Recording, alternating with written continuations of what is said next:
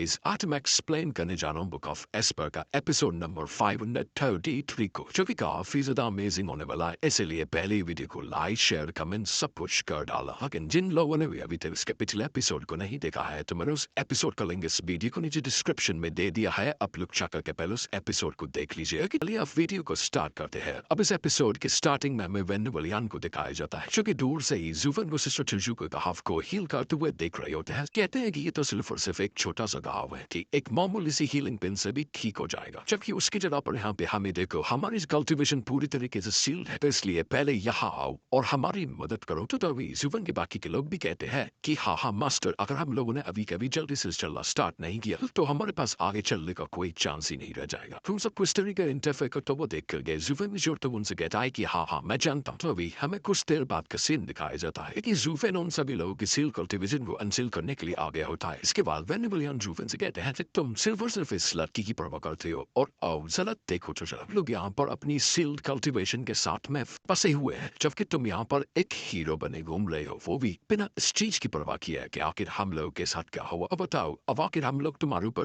कैसे विश्वास कर सकते हैं और अब आखिर तुम आगे से हमें अपने ऊपर विश्वास कैसे दिलाओगे। जुवन में मुझे न करते हुए कहता है कि आखिर आप इस तरीके से कंप्लेन क्यों कर रहे हैं। अब तो मैं आपको ऑलरेडी बता चुका हूँ। ये सुन तो वेनेवलियान एकदम सीरियस तरीके से जुवन को घूरते हुए कहते हैं तुम्हें क्या लगता है कि क्या सिर्फ इस सब से ही सब कुछ सेटल हो जाएगा। लेकिन फिर वो साथ ही जुवन के लिए मैं खुश होकर हाथ डालते हुए कहते हैं तुमने ये सब गड़बड़ियां करके हम सब लोगों के ऊपर मुसीबत डाल रखी है और हम सभी लोग डर से काफी ज्यादा बढ़ चुके हैं। ये युवा इतने ज्यादा डर चुके हैं कि ये लोग आज रात तो सो भी नहीं पाएंगे। तो बताओ क्या तुम इसके बारे में कुछ नहीं कर सकते हो। जुवन उन्हें साइड में करते हुए कहता है प्लीज एक एलर के तौर पर आप हमारे साथ डबल ड्रेगन गेटिंग माई हो। आपको इस तरीके से बच्चों को डराना नहीं चाहिए। कुछ साथ ही जुवन अपने मन में कहता है कि तुम्हें क्या लगता है कि अगर तुम इस तरीके से मुझसे पैसे हटने की कोशिश करोगे तो तुम्हें क्या लगता है कि मैं इसमें इतनी आसानी से फंस जाऊंगा। चौकीदार जुवन की ये सारी बातें सुनने के बाद वेनेवलियान में अपने मन में कहते हैं कि ये बच्चा सच में बिल्कुल भी अच्छा नहीं है। और फिर वेनेवलियान जुवन से आगे कहते हैं बच्चे एक लीडर को अपने फेलो डिसाइपल्स को धोखा नहीं देना चाहिए और इस तरीके से तो बिल्कुल भी परेशान नहीं करना चाहिए। तो जुवन कहता है कि आखिर मैंने कब परेशानी करी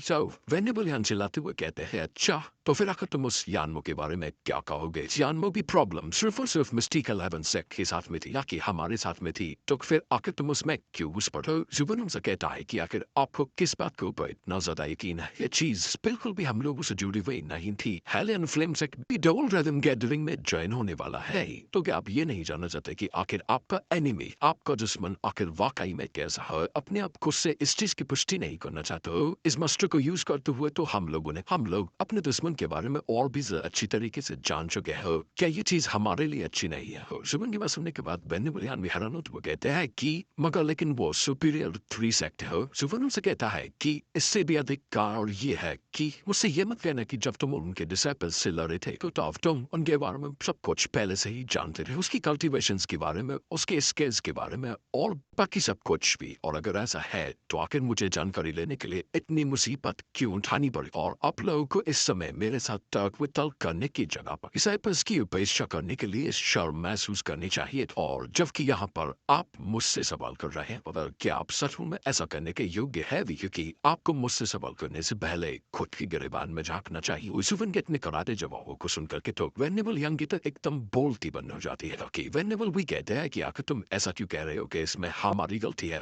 वेनेवलियान कहते हैं कि रुको जरा, वो लोग सुपीरियर 3 सेक्ट है और उनका हमसे कोई लेना देना नहीं है, तो फिर आखिर हमें उनके ऊपर क्यों नजर रखनी चाहिए। क्योंकि हमें तो सिर्फ और सिर्फ मिडिल 3 सेक्टों के ऊपर ही अपना ध्यान केंद्रित करना चाहिए ताकि उनमें से सबसे कमजोर सेक्ट को निशाना बनाया जा सके और उसकी जगह हत्याई जा सके। वेनेवलियान की ये वाली बात सुनकर जुवन उनसे कहता है कि कितनी छोटी सोच है तुम्हारी। तुम लोग तो इतना छोटा सोच रहे हो जिसमें से तुम सिर्फ और सिर्फ मिडिल 3 सेक्टों में से एक होकर के ही खुश हो। जुवन की ये बात सुन लोग तो वेनेवलियान काफी ज्यादा हैरान होते हुए कहता है कि तुम्हारे कहने का मतलब दो। जुवन स्माइल करते हुए कहता है कि हाँ, जब मैं कुछ करता हूँ तो मैं उसे पूरी तरीके से करता हूँ। मैं जुवन उन सुपीरियर 3 सेक्टर को चैलेंज करता हूँ कि रही बात उन मिडिल 3 सेक्टर की, वो तो बहुत ही ज्यादा आसान है। तो इधर जुवन की ये सारी बातें सुनने के बाद नेवल को ये भी कहते हैं कि सचमुच यंग जनरेशन ऑल वंस कोस्टर पास कर जाती है। जूफिन, तुम्हारे व्यू देखने का तरीका सच में काफी ज्यादा बड़ा है और तुम्हारे बेहद ही ज्यादा महान लक्ष्य है जिनको कि हम तो कभी पूरा नहीं कर सकते, जहाँ तक कि हम लोग तो उसके बारे में सोच भी नहीं सकते, अगर तुम तो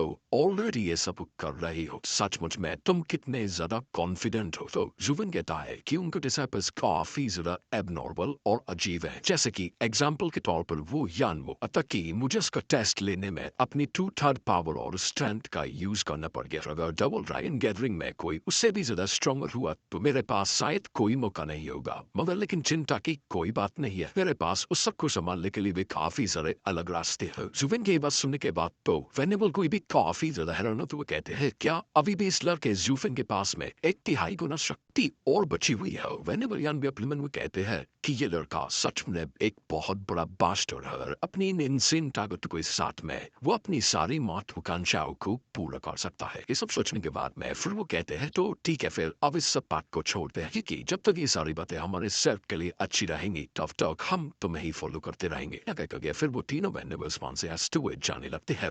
वेनेबल यान अपने दोनों वेनेबल साथियों से कहते हैं कि वो यानमो सुपीरियर 3 सेक्टर का टॉप 3 जीनियस था और सिर्फ और सिर्फ वोकिंग यू उसे हरा सकता था, और अगर हम ग्रेट सुपीरियर डीमन से फिर जीत सकते हैं तो ये उनके लिए बेहद ही ज्यादा आश्चर्यचकित चीज होगी। लेकिन नुको जरा, ये बिल्कुल भी ठीक नहीं है। अगर हम कब से उसकी तरह ऐसे होने लग जाती, वो काफी शौक तो हैरानी से मोड़ तो वो जूफिन से कहते हैं नुको जरा, सीक्रेट स्टोन वो फिर से हमसे उन्हें बचा कर ले गया। इसी के साथ से इंजीनियर फिर हमें जूफिन को दिखाया जाता है कि वहीं पर एक जला पर बैठे हुए अपने मन में कहता है कि मैं उन्हें सिर्फ और सिर्फ कंफ्यूज करना चाहता था, लेकिन मैंने ये बिल्कुल भी रियलाइज नहीं किया था कि एंड पे जाकर के इस तरीके से सुपीरियर 3 सेक्टर को चैलेंज कर दूंगा। मेरा मिशन पहले बिल्कुल ही सिंपल था, ये मिडिल 3 सेक्टर को टेक डाउन करके डीमन स्कैमिंग सेक्ट को उनकी जगह पर लाना था, लेकिन अब मुझे और भी ज्यादा हार्ड वर्क करना पड़ेगा। यानमो भी सच में काफी ज्यादा ताकतवर था। अगर सुपीरियर 3 सेक्टर में यानमो से भी ज्यादा फ्रिकिंग क्रीचर्स होंगे फिर तो ये सच में मुसीबत को आमंत्रित करने जैसा होगा, और फिर एक ऐसी लड़ाई होगी जिसकी के बारे में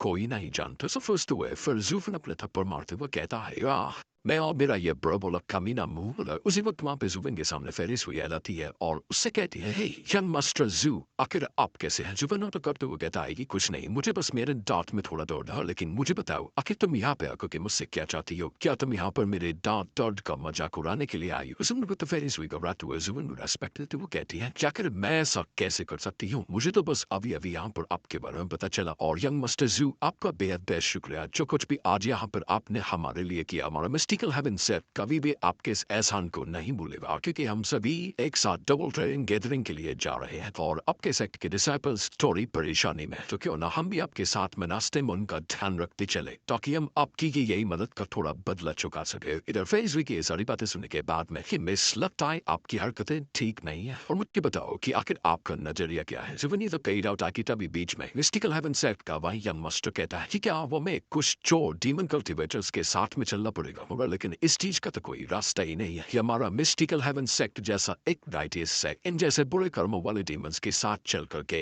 खुद को भी कलंकित करे। वक्त मिस्टिकल हेवन सेक्ट के एलराटू अपने यंग मास्टर से कहते हैं यंग मास्टर यानमो को ठिकाना अज्ञात है और वो एक डिमोनिक कल्टिवेटर है, और वो हमसे बदला लेने के लिए तो जरूरी आएगा, क्योंकि हम लोग भी इस समेत शामिल है। यहाँ पर डीमन स्कैमिंग सेट का सिर्फ और सिर्फ यही डिसाइपल है जो कि उसे रोक सकता है, और इसलिए अगर हम लोग सेफली डबल ड्रैगन गैदरिंग में जाना चाहते हैं तो फिर हमें इन लोगों के साथ ही जाना पड़ेगा। और वैसे भी जब हम लोग वहां पर पहुंच जाएंगे फिर तो हम लोग के रास्ते अलग अलग ही होंगे, और मैं ही समझता हूँ कि यंग मास्टर काफी ज्यादा नोबल है और मैं इस बात की रेस्पेक्ट भी करता हूँ, मगर लेकिन ये मास्टर हमारे लिए बेहद ही ज्यादा इम्पोर्टेंट है, तो इसलिए यंग मास्टर प्लीज इस बात के लिए सोचिए और इस चीज को एक्सेप्ट कीजिए। वो लोग ये सारी बातें सुनने के बाद में वेनेबलियन भी कहते हैं कि व्हाट द हेल ये क्या? वो लोगों को तो ये अच्छी तरीके से पता है कि नदी पार करने के बाद में पुल को कैसे जलाया जाता है। विदर जुवन उन लोगों से कहता है कि ठीक है, तो मैं समझ गया, यानमो यहाँ से भाग गया है और तुम लोग उसके रिवेंज लेने से डर रहे हो, मगर लेकिन ये शर्म की बात है कि आपके पास में एक इस तरीके का बेवकूफ साथी है। तुम्हारा ये बड़ा भाई कुछ ज्यादा ही स्ट्रेंज नहीं है, और वैसे भी अगर तुम लोग डबल ड्रैगन गैदरिंग में पहुंच भी जाते हो और फिर भी आखिर में तुम लोग एंड पर ही आओगे, इसलिए तुम लोग के लिए बेहतर रहेगा कि तुम लोग खुद को इस परेशानी में डालने से बचाओ और वापस अपने घर लौट जाओ। तो कहते हुए जुवन वहां से जाने लगता है।